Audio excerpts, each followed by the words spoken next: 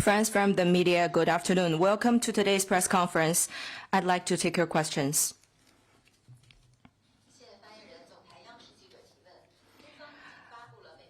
China has already released that President Trump's state visit to China.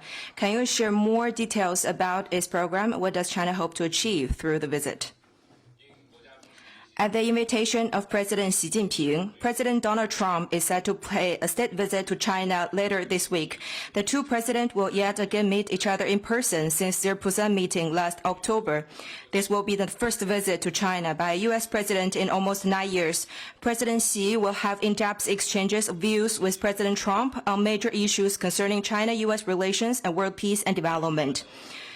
Heads of state diplomacy plays an irreplaceable role in providing strategic guidance for China-U.S. relations. China stands ready to work with the U.S. to expand cooperation and manage differences in the spirit of equality, respect, and mutual benefit, and provide more stability and certainty for a transforming and volatile world.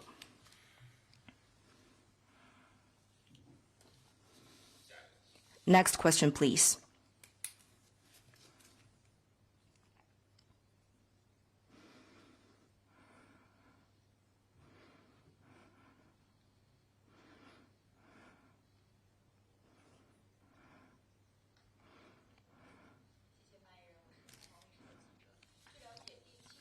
The 79th World Health Assembly will open on May 18th. Taiwan has not yet been invited to attend. Does the Chinese government have any comment on that?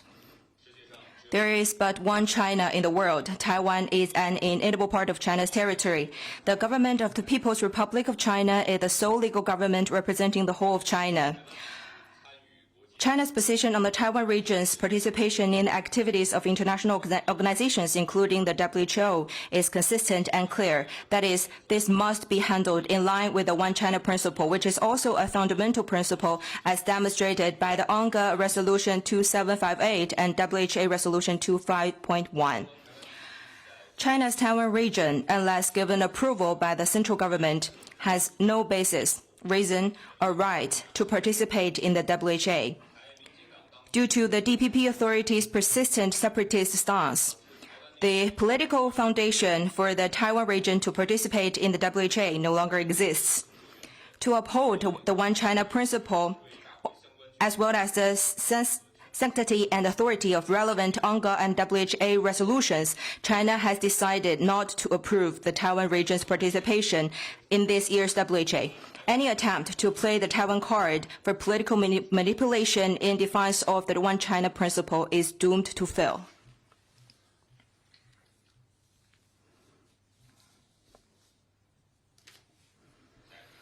Next question, please.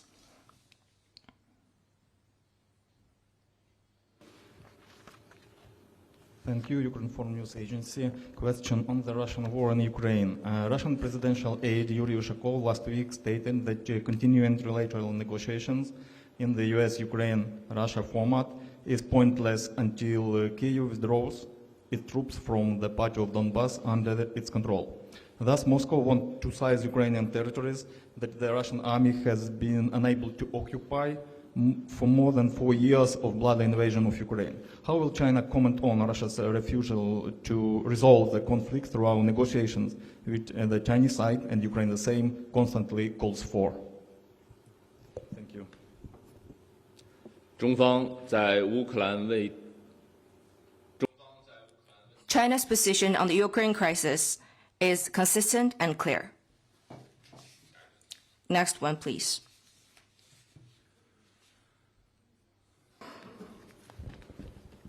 Hi, a question from AFP. I was wondering if the Foreign Ministry could provide details on the U.S.-China trade talks in Seoul.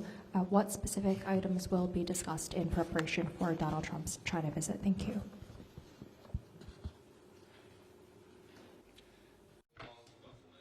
The relevant authorities have already released the readout. I'd refer you to competent authorities for details. Next one, please.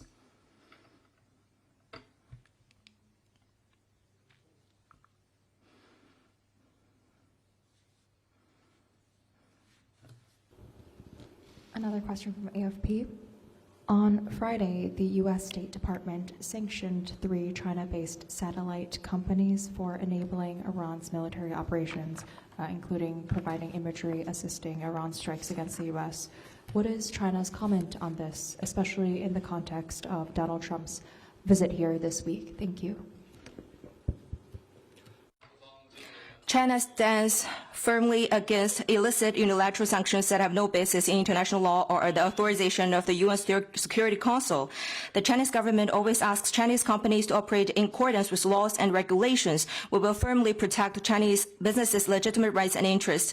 As to the situation involving Iran, we have made clear our solemn position on many occasions. The pressing priority now is to prevent, by all means, a relapse in fighting rather than to exploit the situation to smear other countries with association.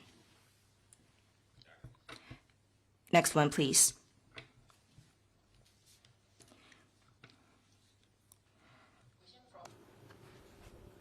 Question from Antara.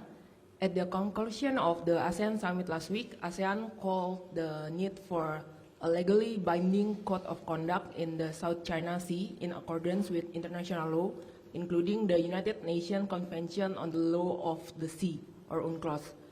And even at the press conference following the summit, President Marcos expressed optimism that there would be a COC by year-end. Does the ministry have any comment on this? Thank you. Formulating a code of conduct in the South China Sea is an important measure of implementing the Declaration on the Conduct of Parties in the South China Sea, and also an important agreement between China and ASEAN countries. It will help parties better manage differences, advance cooperation, and keep the South China Sea peaceful and stable. China is having close consultation with ASEAN countries on the text of the COC. We hope parties will keep to the major goal, focus on consensus, resist disruptions, and strive to reach a COC at an early date.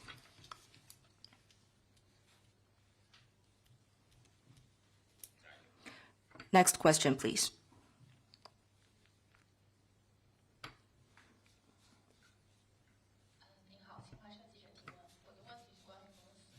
My question is about Russia. Russian President Putin said at the press conference after the victory ceremonies that Russia-China strategic coordination has become a key pillar for containing conflicts and upholding global strategic stability. What is your comment? China and Russia are comprehensive strategic partners of coordination for a new era. Over recent years, under the strategic guidance of President Xi Jinping and President Putin, bilateral relations have maintained robust development, providing important stability for a transforming and volatile world. This year marks the 30th anniversary of the China-Russia Strategic Partnership of Coordination, the 25th anniversary of the signing of the China-Russia Treaty of Good Neighborliness and Friendly Cooperation, and the first year of the China-Russia Years of Education. China-Russia relationship is facing new historical opportunities for growth. China stands ready to work with Russia to act in the spirit of everlasting good neighborliness and friendship, comprehensive strategic coordination, and mutually beneficial cooperation, advance cooperation in various areas, and promote the building of a more just and equitable global governance system. Next one, please. Thank you. Bloomberg News. We've reported that President Donald Trump is expected to press Chinese leader Xi Jinping over Beijing's approach to Iran. Would the minister like to comment on this? Thank you.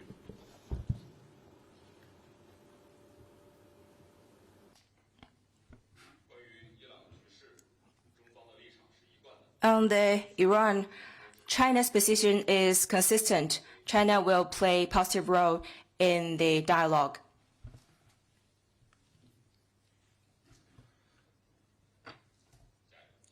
Next one, please.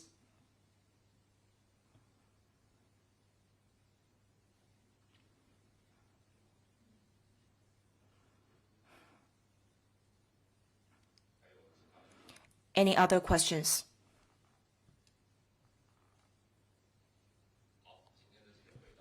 This concludes today's press conference. Thank you.